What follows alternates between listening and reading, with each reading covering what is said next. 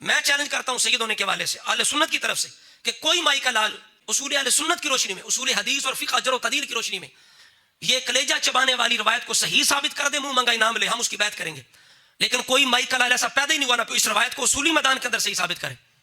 اور بالفرض اگر اس کو صحیح کو ثابت بھی کر لے تو ہم پوچھتے ہیں کیا وہ صحابیہ نہیں ہیں جو اپنے آپ کو سنی کہلوانے والے منافق ہیں؟ ان سے پوچھ رہا ہوں. پھر تان بھی کرتے ہیں سیدہ ہند پہ، پھر کہتے ہیں دیکھو جی یہ لکھا ہوا ہے سیرت نگاروں کا اجماع ہے. سیرت نگاروں کے اجماع کی کیا حیثیت ہے؟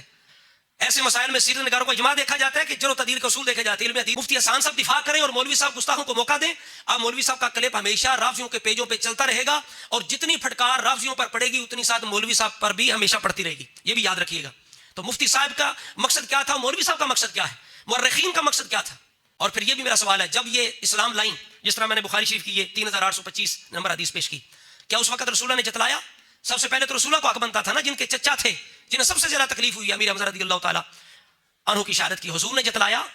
اور مولوی صاحب ہو سکے تو برات کا اظہار کریں کہ میں نے جو الفاظ بولے ہیں میں برات کا اظہار کرتا ہوں، کوئی میرے الفاظ یہ نہ چلائے بلکہ ڈیلیٹ کر دے. نبی سیرت النبی جلد 3 دے وچ آپ سرخی دے دے آدے نے کینا توزی تے کمینگی دی حد ہو گئی ہے. سرخی دے دے آدے نے کینا توزی تے کمینگی دی حد ہو گئی ہے.